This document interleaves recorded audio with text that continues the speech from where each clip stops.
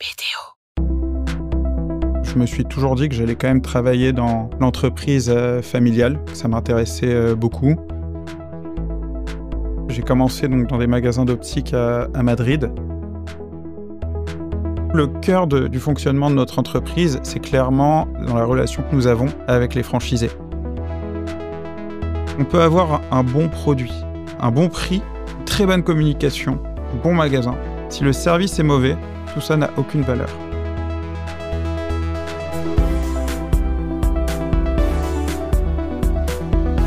Bienvenue dans Coulisses de CEO, le podcast qui met à nu les dirigeants.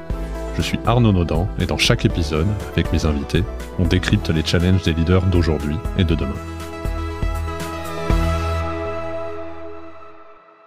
Bienvenue dans ce nouvel épisode de Coulisses de CEO. Aujourd'hui, j'ai l'honneur d'accueillir Anthony Afflelou, le PDG du groupe du même nom, entreprise familiale devenue un leader mondial des produits d'optique et d'aide auditive. 50 ans après l'ouverture du premier magasin Afflelou par son père Alain, Anthony a repris le flambeau pour continuer à révolutionner le secteur avec une approche moderne et innovante.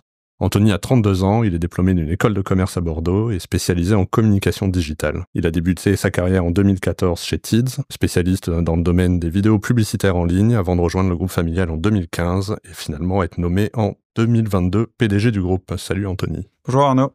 Merci beaucoup d'être avec moi aujourd'hui. Je suis très heureux de pouvoir faire cet épisode. Je suis très curieux de connaître un peu plus sur le groupe. Puis bien sûr ton parcours. Tu es un jeune dirigeant et on va essayer de parler de sujets qui moi me tiennent à cœur et que j'aborde dans tous les podcasts sur le leadership, la manière d'engager des équipes et puis un peu ta vision du global de la société. Ça te va comme Très programme? Bien. Merci pour l'invitation.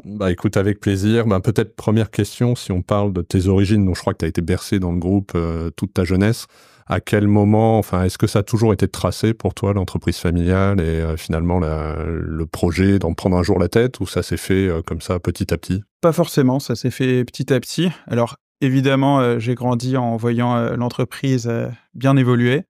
Pour la petite anecdote, quand j'étais très jeune, j'ai tourné dans la première publicité Chin Chin. Ouais, t'avais 7 ans, c'est ça? Ouais, voilà, en 99. Mais il n'y avait jamais eu l'obsession de rejoindre l'entreprise ou forcément d'avoir des hauts postes dans l'entreprise. Ça s'est plutôt fait par opportunité. Après mon année en 2014, quand j'avais rejoint Tease, mon père m'a proposé en tout cas de rejoindre le groupe dans un magasin d'optique à Madrid. Et je me suis dit que ça pouvait être bien de découvrir l'entreprise, découvrir le métier d'opticien, et puis dans un nouveau pays, une ville comme Madrid. Est-ce que tu peux nous parler en quelques mots de l'évolution du groupe avant qu'on parle de ton projet pour l'avenir? Oui, bien sûr. Donc, mon père a ouvert son premier magasin en 1972. C'était au Bouscat, c'est une banlieue de Bordeaux.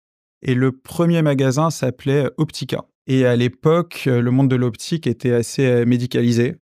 On rentrait chez des opticiens comme on pouvait aller chez des pharmaciens, c'est-à-dire que les opticiens étaient en blouse blanche, prescrivaient littéralement des lunettes qui n'étaient pas en libre service dans des magasins comme aujourd'hui. Et mon père a eu l'idée de lancer le discount dans l'optique en faisant de la communication, en lançant des offres commerciales, ce qui était assez inédit au début des années 70. Et suite à ça, en fait, il a eu pas mal de succès dans son magasin du Bouscat. Il a eu l'opportunité d'ouvrir 2 magasins supplémentaires à Bordeaux. Et le succès qu'il a eu a intéressé des opticiens de la région qui lui ont demandé quelles étaient ses recettes. Et il leur a dit je peux vous raconter, mais c'est pas gratuit.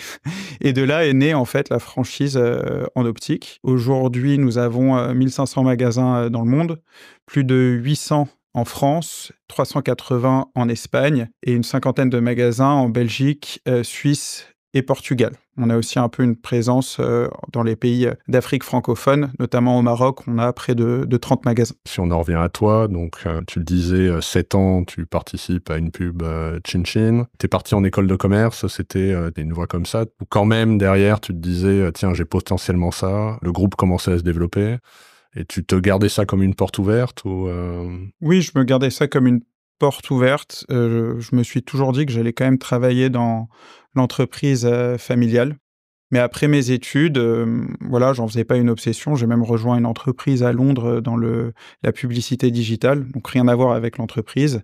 Mais quand j'ai eu l'opportunité d'y travailler, j'ai eu beaucoup de plaisir en fait à être curieux. Et donc pour moi, ça a été assez naturel de saisir les opportunités et puis de me dédier beaucoup dans mon travail au sein de l'entreprise. Comment s'est passé ton parcours dans l'entreprise entre 2015, le moment où tu le rejoins, et 2022, ta nomination à la tête? Donc j'ai eu pas mal d'étapes. J'ai commencé donc dans des magasins d'optique à Madrid. J'ai appris le travail, d'opticien, mais aussi de commerçant, qui est assez, exigeant puisque les vendeurs en magasin, ce sont ceux qui représentent, la marque. Il faut souvent être au top devant, les clients pour représenter la marque, même si on a des clients qui peuvent avoir des personnalités différentes. Et ce qui est très intéressant dans le métier de vendeur, c'est qu'on a le résultat direct de notre travail, à savoir si on a vendu ou pas. Donc la courbe Mmh. d'apprentissage est assez rapide. Suite à cela, j'ai rejoint nos équipes à Genève, où j'ai 2 de mes frères d'ailleurs qui travaillent dans les bureaux à Genève. J'ai travaillé pour le développement international. Nos magasins à Flelou vendent des produits de toutes marques, mais aussi des lunettes, griffées à Flelou, et il fallait vendre ces produits dans des pays où on n'avait pas de magasin. On n'est pas présent en tant que franchiseur. L'idée, c'était de pouvoir, justement entrer dans de nouveaux marchés via le produit, et très intéressant, on s'est rendu compte que cette stratégie n'a pas fonctionné, pour te dire, puisque rentrer dans un nouveau pays où on n'est pas connu, et où on est en compétition avec 1000 autres marques de lunettes, c'est compliqué. Par Mmh. contre, rentrer dans un pays en se positionnant comme, leader, européen de la franchise en optique, c'est bien plus simple. Donc ma mission a rapidement, changé de vendre des lunettes à vendre la franchise Afflelou à l'international. Suite à cela, en 2018, j'ai dirigé la transformation digitale du groupe.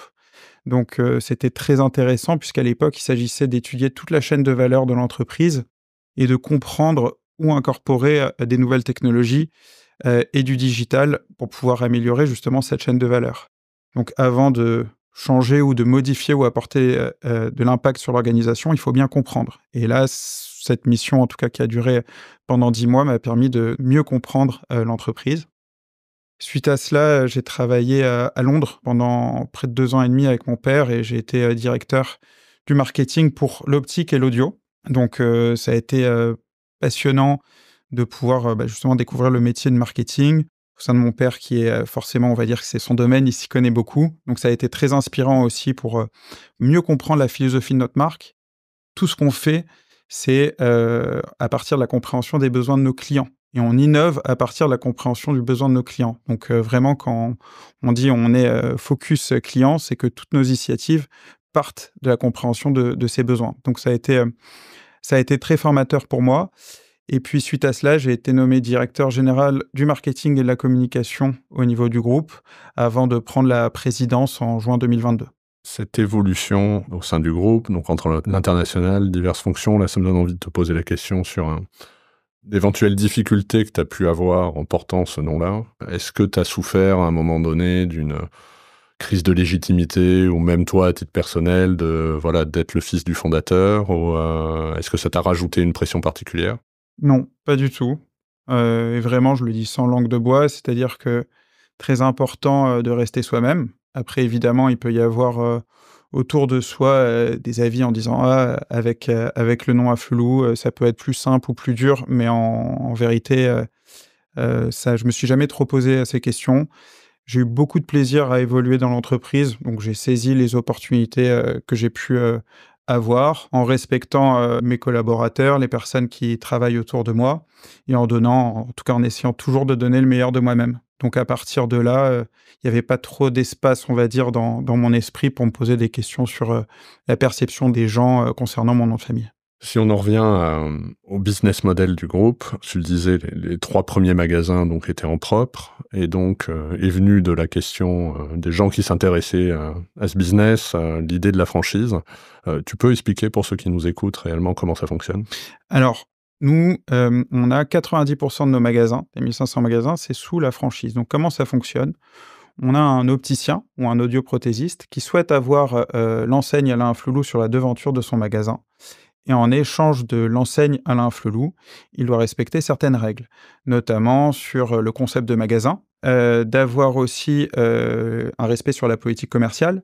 Sur les produits, on ne peut pas, rencontrer ou avoir, n'importe quel type de produit dans nos magasins. Ce sont des produits de qualité, de la marque Afflelou et aussi, d'autres marques, et le respect de la communication. On est une marque qui communique beaucoup.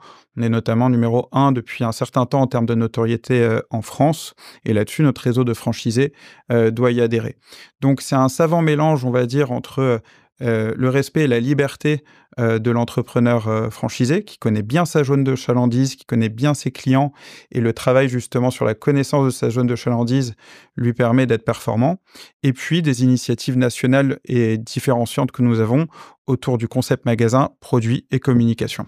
L'opticien reste un entrepreneur, il est patron de son entreprise, il bénéficie des services centraux, avec forme de rétrocession, enfin paiement d'un royalty au groupe. C'est Et- comme ça que ça Exactement, fonctionne. ça fonctionne comme ça.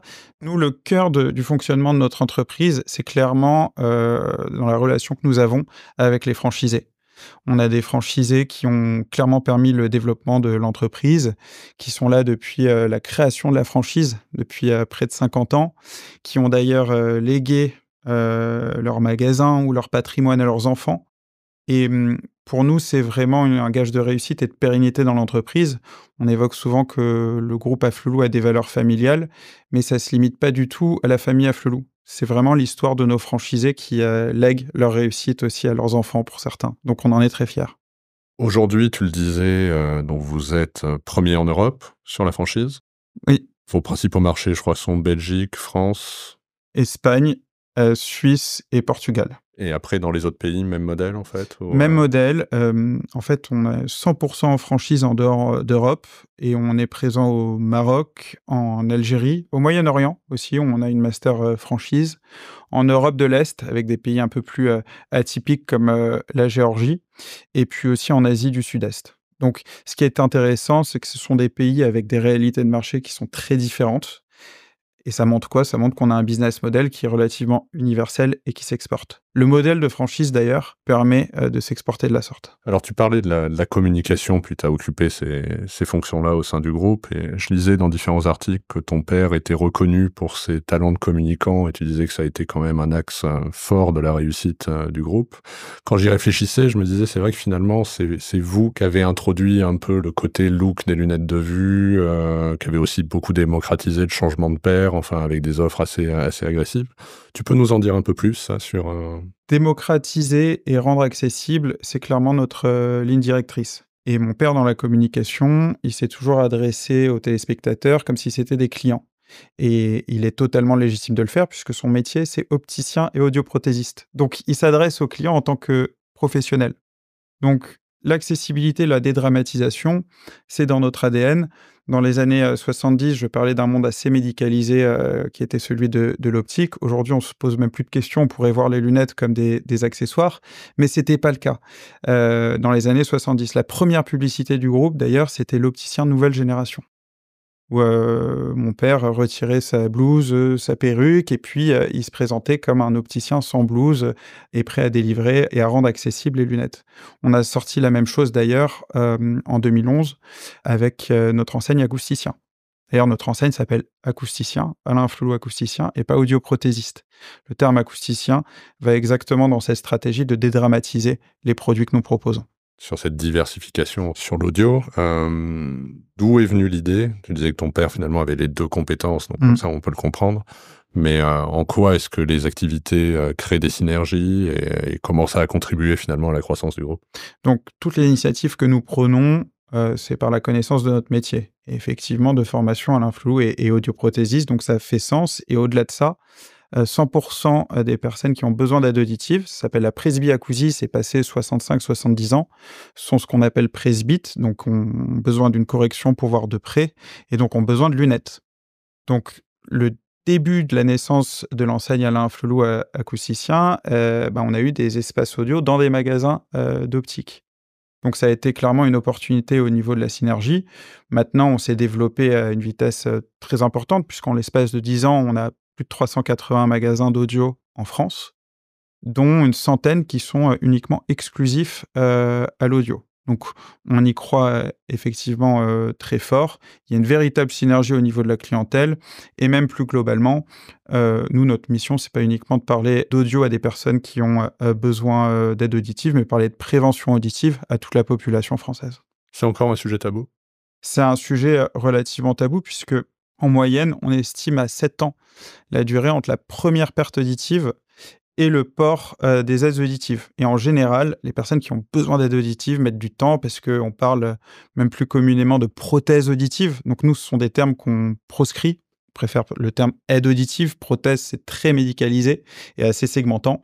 Donc c'est encore un sujet tabou. Mais on a plein de perspectives qui sont exceptionnelles au niveau de l'audio, puisque ce sont des appareils qui sont à 100% dédiés sur des développements de nouvelles technologies.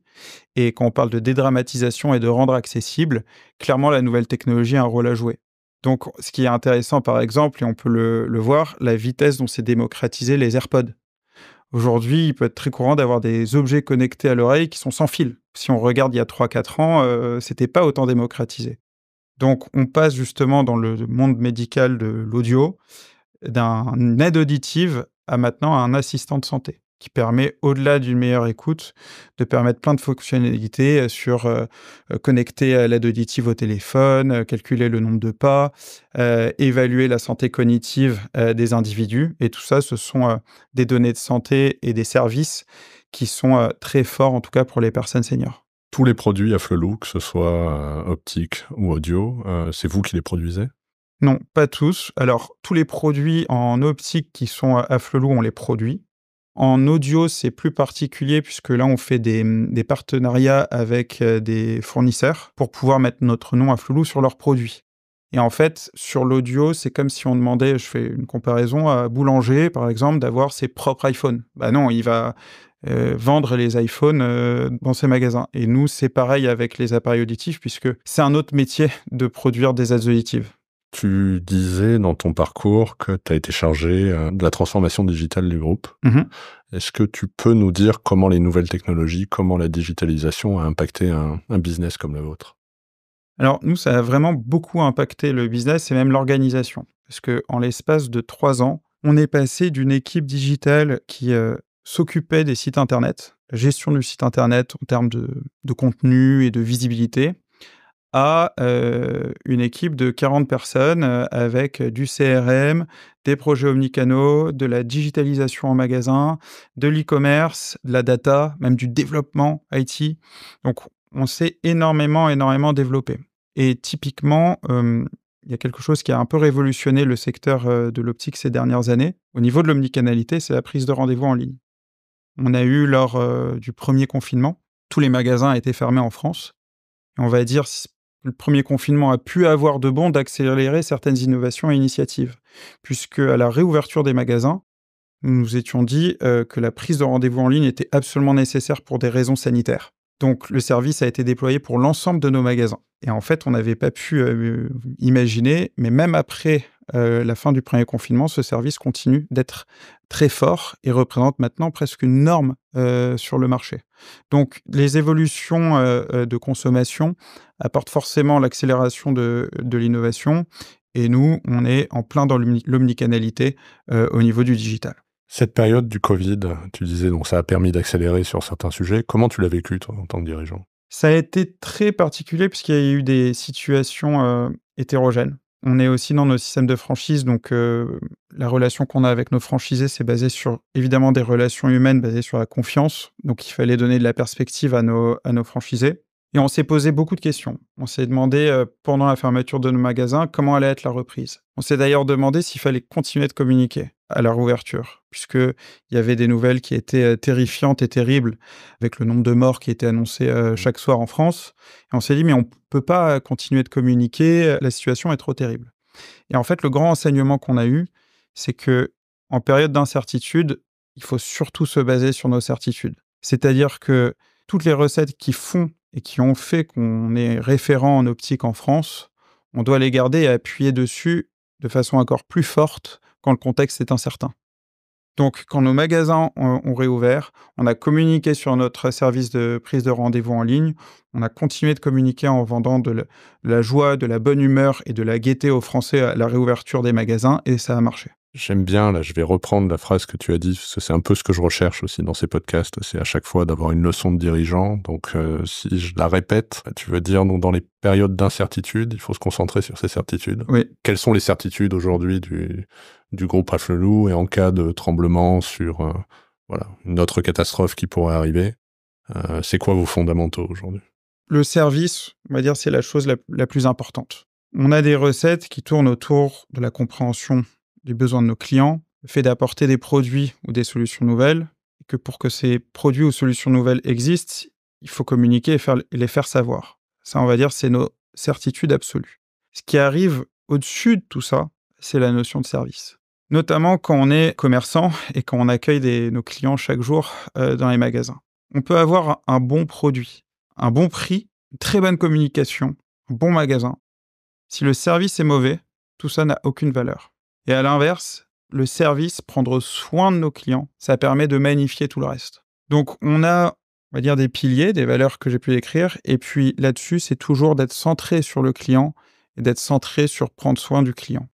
On peut, dans la vie de tous les jours, quand on a des entreprises relativement importantes, s'éloigner de ces sujets-là. Parce qu'on va penser beaucoup au marketing, aux nouveaux produits, on va beaucoup penser à l'omnicanalité, bref, à plein de choses qui peut-être un peu nous éloigner de la relation directe avec le client et du service qu'on doit avoir avec lui. Donc, nos convictions, en tout cas chez Alain Afflelou, c'est clairement prendre soin du client et la notion de service est clé. Comment tu le contrôles, ça, toi, en tant que franchiseur? Quelle vision tu as là-dessus, sur la manière dont ça se passe concrètement dans les magasins? Et entre guillemets, quelle pression tu mets, positive comme négative, mais pour t'assurer que finalement tout le monde reste dans le cadre et que le niveau de service est le même que j'aille chez un franchisé ou chez un autre?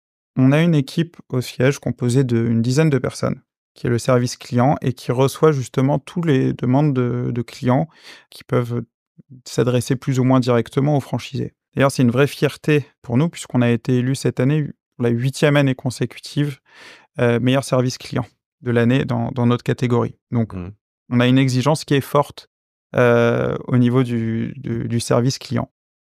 La deuxième chose, c'est évidemment les convictions. C'est-à-dire, les convictions, ça ne concerne pas que moi, ça concerne l'équipe de direction et ça concerne toute l'entreprise et les franchisés. Quand on accueille un nouveau franchisé dans l'entreprise, on a de la formation et puis la notion de service, on explique en quoi elle est totalement clé. Donc il y a clairement un alignement de toutes les parties prenantes sur la notion de service. Quelle est la boussole, en fait, la raison d'être que vous donnez réellement la mission? On avait parlé de la démocratisation, et peut-être si on regarde maintenant sur l'avenir, quelle est la mission que vous vous donnez, que vous l'ayez formalisée comme ça ou pas, et quelles sont les prochaines étapes, en fait, pour le groupe? La mission jusqu'à présent, c'était de rendre accessibles les lunettes et les aides auditives. Moi, je crois fortement à l'évolution de notre mission qui va être de rendre accessible et démocratiser l'accès à la santé visuelle et auditive. On est sur un sujet qui est beaucoup plus large que les produits seulement de lunettes ou d'aides auditives.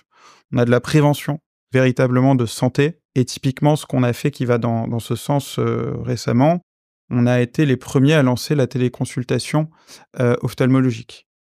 Donc là, on est clairement dans une mission qui est la démocratisation de l'accès à la santé visuelle. Donc dans certaines zones en France, on peut avoir des délais d'attente aux ophtalmos qui excèdent 6 mois, 1 an.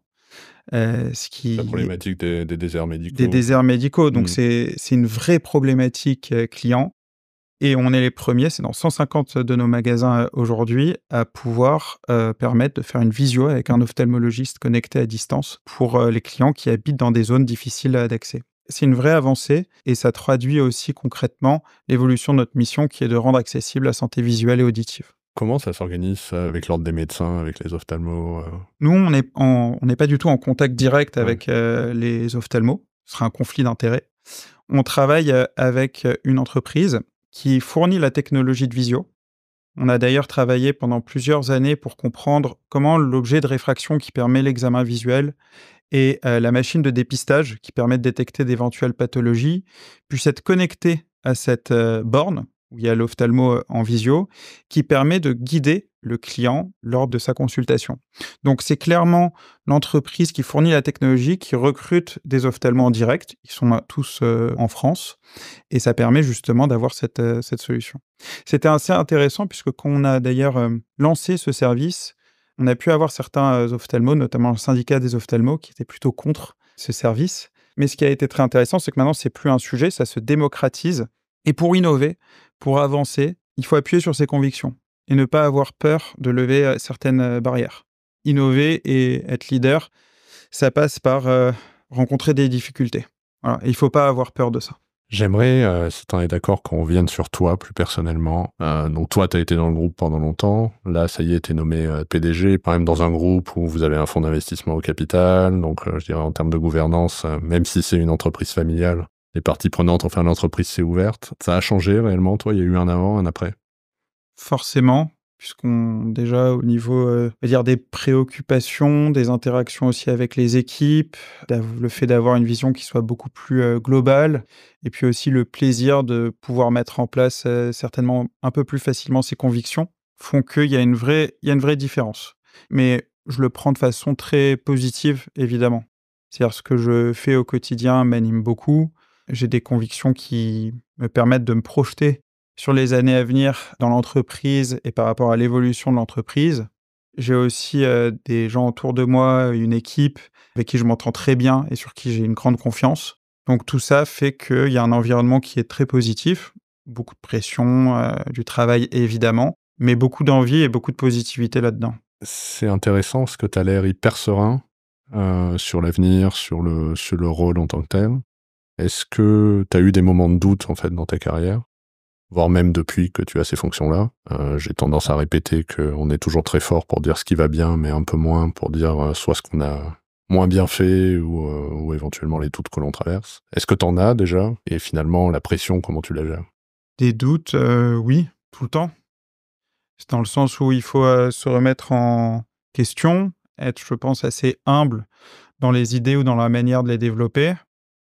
Et oui, évidemment, ce serait trop, dangereux de se dire que, tout ce qu'on a en tête, il y a aucun risque ou, tout va fonctionner. Donc, des doutes, il y en a. Après, je pense que les convictions que j'ai sont plus fortes que les doutes, c'est ce qui me permet d'avancer. Mais la remise en question est hyper importante. Comment est-ce que tu es entouré aujourd'hui? Est-ce que tu as changé des choses, en fait, quand tu es arrivé? Est-ce que tu as... Parce qu'il y a 2 façons de faire quand on est nommé. C'est peut-être soit la continuité et puis on observe et puis on voit, soit, on modifie tout et puis, comment tu as fait, toi? J'ai la chance de, avant ma nomination, d'avoir eu plusieurs rôles dans l'entreprise.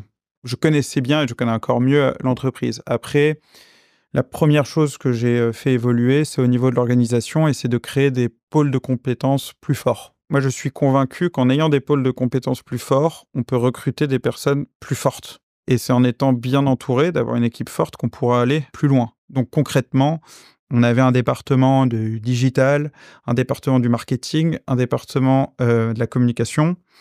J'en ai fait qu'un seul département pour créer une direction générale client et une personne qui est en charge donc, du marketing, du digital et de la communication, avec 3 directeurs, sous cette personne. Idem pour les ventes. J'ai fait un poste de directeur général des ventes qui s'occupe de toute l'animation commerciale de nos magasins, que ça soit pour les franchisés ou pour nos magasins succursalistes, c'est-à-dire nos magasins que nous détenons en direct. Et puis, j'ai créé un troisième poste, là, via une promotion, interne, qui est une direction générale de la finance et du back-office, où il y a quelqu'un qui a été nommé pour, s'occuper de tout, le contrôle gestion, comptabilité, le juridique et la DSI.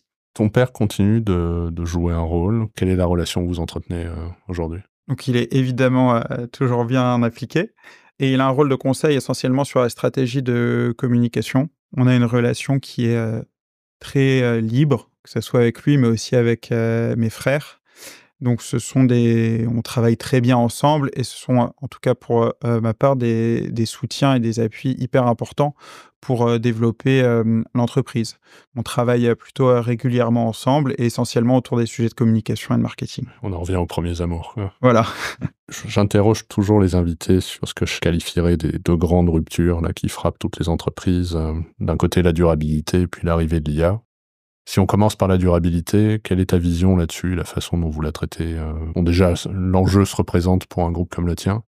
Toi, ta vision personnelle sur le sujet? Bah, l'enjeu, il est maximal. Quelles que soient nos convictions, je dirais que c'est même un enjeu de survie, sans mauvais jeu de mots, pour les entreprises. On pouvait souvent se poser, la question, jusqu'à quel niveau il faut, aller, en termes de RSE. Nous, dans notre cas, je dirais qu'on a une chance, sans vouloir paraître opportuniste, c'est qu'on parle de santé visuelle et auditive. Donc, par nature, on a une entreprise qui est assez basée sur la RSE quand on parle de santé. On a aussi, dans le cadre, des investisseurs, maintenant des normes qui vont rentrer à partir de 2026, où d'ailleurs les PNL financiers ne vont plus uniquement concerner des chiffres, mais aussi des critères de mesure RSE, comme par exemple la mesure des taux d'émission carbone. Donc on a une certaine obligation d'agir, mais on n'a pas attendu ces obligations pour agir. Par exemple, on a une fondation, c'est la Fondation Afflelou, qui a été créée en 2002, et on fait du dépistage visuel et auditif. On organise avec nos franchisés des voyages en Afrique pour pouvoir rendre accessibles les aides auditives et les lunettes aux personnes plus défavorisées. On fait des préventions aussi dans des classes d'école. Donc on a pas mal d'initiatives qui rentrent dans le sujet RSE, mais qu'on a lancé bien avant, on va dire, la normalisation de la RSE. Donc on a, je pense, dans notre fonction de dirigeant, aussi une responsabilité très importante qui est sur la gestion du risque. Donc ce serait être complètement inconscient, à mon avis, que de ne pas mettre beaucoup d'ambition et beaucoup de mesures autour de la RSE pour développer nos entreprises. Pour comprendre le bilan carbone chez vous, le gros des émissions, ça doit être du scope 3 encore, dans un groupe comme le vôtre. Tu vois, quel est le levier que tu as pour réduire et pour faire du groupe un groupe plus responsable? Il y a les produits qui sont dans le magasin. Au niveau du produit, ce qu'on a fait depuis 2 ans, on a rendu obligatoire pour tous nos magasins le fait de collecter des lunettes, lentilles et aides auditives. On va faire du recyclage. Tous les clients qui rentrent dans un magasin Alain Flelou, ils peuvent déposer leurs anciennes lunettes ou aides auditives. Ça, c'est important. On l'a mis de façon obligatoire dans le cahier des charges. La deuxième chose, c'est qu'au niveau du produit, on développe de plus en plus des produits qui sont en matière biodégradable, comme en huile de ricin. 100% de nos produits sont faits en huile de ricin. On a aussi, pour toutes les lunettes en magasin, des verres de démonstration qui sont en matière biodégradable. Donc, on fait pas mal de choses là-dessus.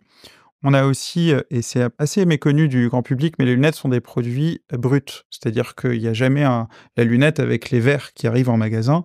Il faut souvent ajuster les verres, tailler les verres. Et ça consomme beaucoup d'eau. Donc on met en place dans nos magasins justement des machines qui consomment beaucoup moins d'eau que les machines traditionnelles. Voilà. Donc on a pas mal d'initiatives qui permettent de baisser notre impact. Ouais. Exactement. Et si on en revient à la deuxième rupture que j'évoquais, donc l'arrivée de l'IA générative, comment ça impacte une activité comme la tienne? C'est amusant parce qu'on va avoir justement un que dire sur le sujet. Pour l'instant, il s'agit beaucoup de conviction, c'est-à-dire qu'on est encore dans l'incertitude de savoir quel va être l'impact sur les entreprises. À mon avis, il va être énorme. De la même manière, si je fais un parallèle qu'aujourd'hui, on ne peut pas avoir des entreprises qui travaillent sans Internet, demain, on ne pourra pas avoir des entreprises qui travaillent sans l'intelligence artificielle. On parle beaucoup au niveau de l'organisation d'impact de l'intelligence artificielle sur des métiers créatifs, ce que je trouve assez surprenant, puisque la créativité humaine, j'aurais tendance à dire, c'est peut-être un peu plus subjectif que ce qui peut toucher le monde de la finance, par exemple.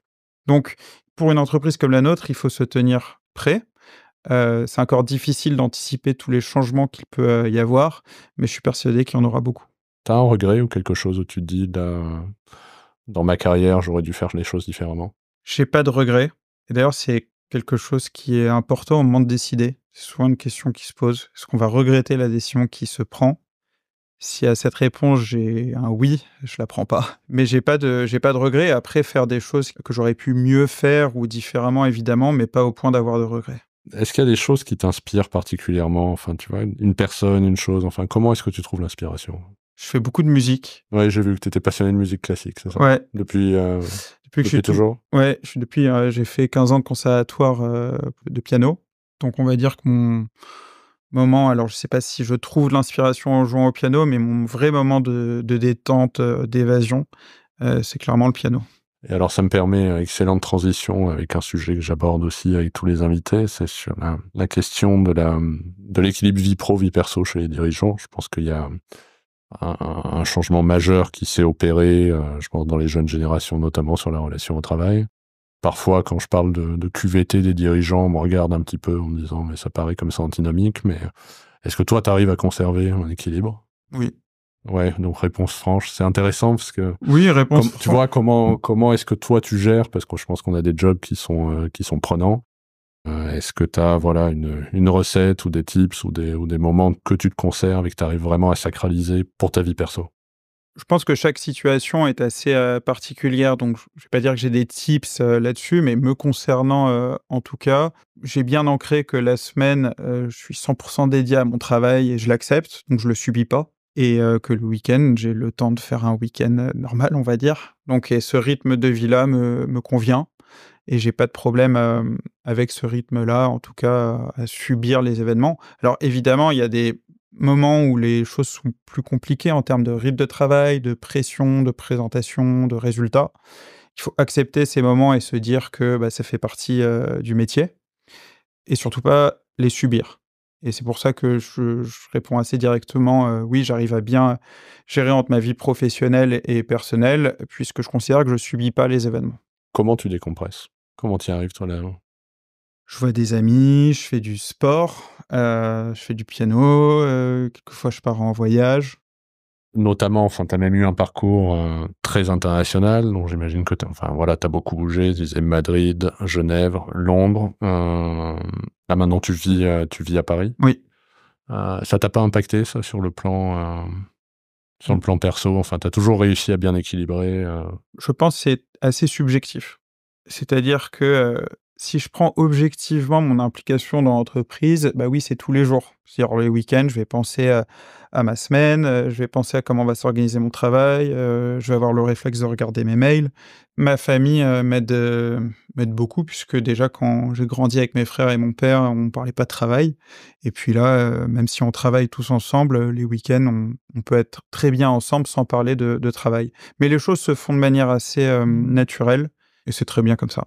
J'aime pas trop parler de l'âge du dirigeant parce que je sais que moi, quand on m'en parlait, ça me saoulait, mais je vais quand même devoir te poser la question. C'est, effectivement, jeune dirigeant, tu arrives à un poste où on pourrait dire, au-dessus, qu'est-ce qu'il y a finalement? À seulement 32 ans. Est-ce que d'ores et déjà tu as, je sais pas, un projet qui est calqué? Enfin, tu vois, c'est quoi la suite pour toi et comment finalement, quand on est dirigeant d'une entreprise comme celle-ci, qui est déjà un très grand groupe, moi je sais que ça m'a quand même pas mal travaillé dès les débuts en me disant: «Est-ce que je vais faire ça pendant 30 ans?» Et finalement, c'est compliqué aussi de se projeter déjà dans quelque chose d'autre quand tu viens tout juste d'être nommé. Tu t'es posé toi cette question à un moment donné, Non, dans le sens où je me vois évidemment continuer avec, enfin dans l'entreprise. Je me suis pas posé la question dans 20, 30, 40 ans, où je serai. Je suis bien là où je suis et je suis très, concentré et déterminé sur, faire évoluer positivement l'entreprise et l'évolution, c'est pas uniquement concernant des résultats, mais c'est aussi sur, la cohésion d'équipe, les collaborateurs, les franchisés, les clients. Donc, il y a toujours du quantitatif et qualitatif et moi, ma détermination et mon envie, c'est pouvoir, faire évoluer tout cela, positivement. Alors justement, si j'allais voir tes collaborateurs là et que je leur posais la question, c'est quoi le style de leadership d'Anthony? C'est toujours un peu compliqué, je trouve, de se juger soi-même, mais je dirais que c'est plutôt, fédérateur et cohésion d'équipe, avant tout. Mes valeurs concernant le management, c'est clairement d'évoluer dans un état d'esprit de confiance, de respect. Ça peut être des valeurs qui sont très larges, mais moi j'y vois de façon pragmatique en fait, une conséquence très forte, c'est l'émission d'idées et la cohésion d'équipe autour de la valeur et enfin du respect et de la confiance doit libérer les personnes, mais que ça soit au niveau du comité de direction, mais aussi de tous les collaborateurs qui travaillent, dans l'entreprise. Ma conviction, c'est que ce sont les idées qui font avancer, que généralement c'est très dur, on va dire de faire un one shot sur une idée, c'est-à-dire une idée sort et elle est géniale et donc pour ça, il faut en avoir un maximum et pour que les gens soient libérés pour prononcer des idées, il faut que le climat de respect et de confiance soit partagé. T'as une manière de faire un peu particulière là-dessus? Parce que tu disais en plus, ton groupe a quand même innové très largement dans son secteur. Il y a eu, des offres qui étaient assez nouvelles, et qui ont vraiment impacté le marché. On parlait de la communication, je pense que vous avez été, les premiers à communiquer de cette façon. Moi, j'en parlais finalement des dirigeants qui incarnent une marque, même si elle porte leur nom là dans le cas, mais qui l'incarnent en étant voilà sur les publicités, et cetera. C'était assez nouveau. Ces idées-là, elles germent comment dans le groupe?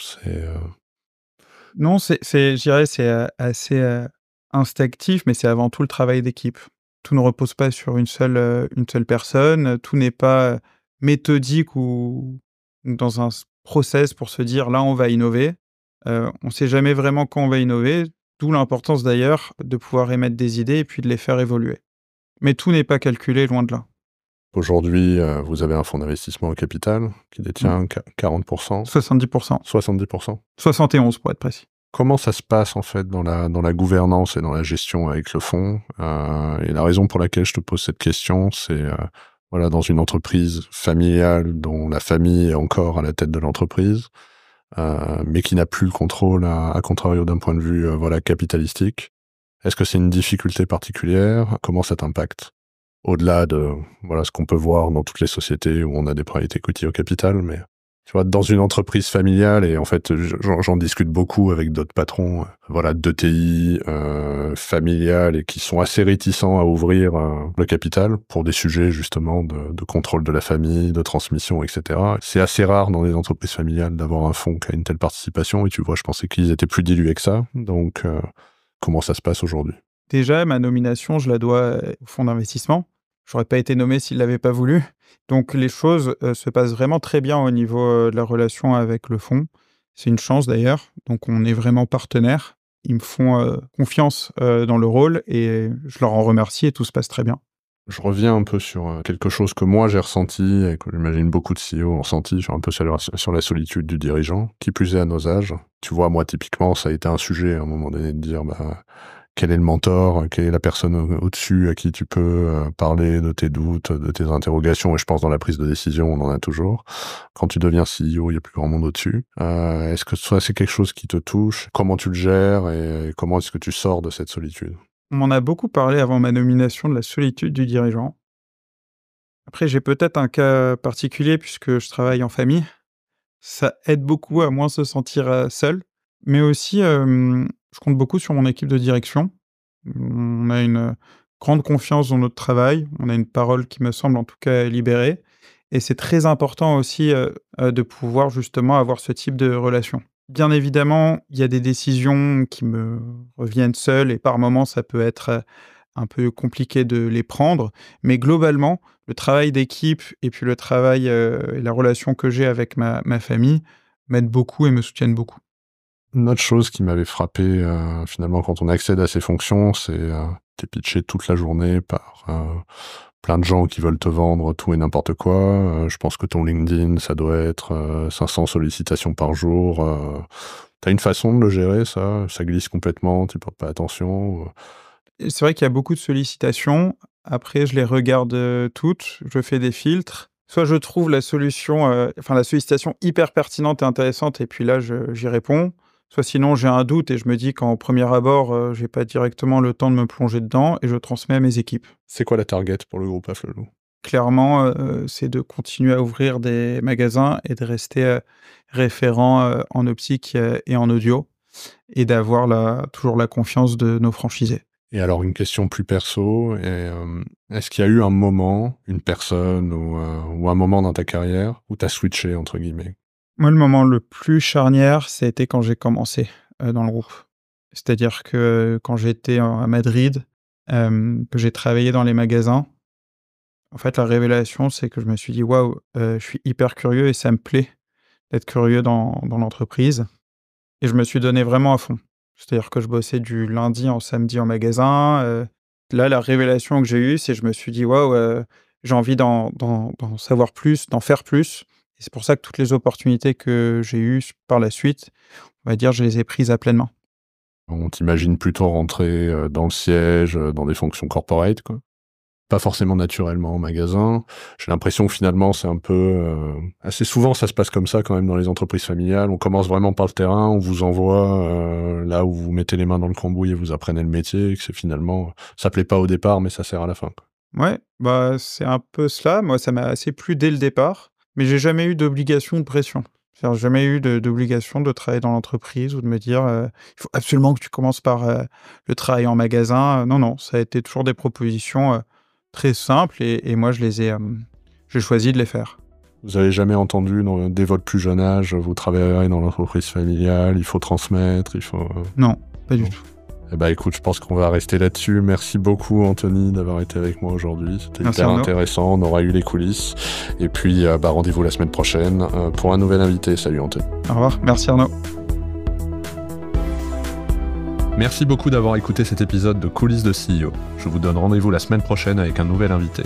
Pour ne manquer aucun épisode, abonnez-vous sur votre plateforme d'écoute préférée et partagez l'épisode parce que le podcast, finalement, c'est comme les valeurs d'une entreprise, ça se partage.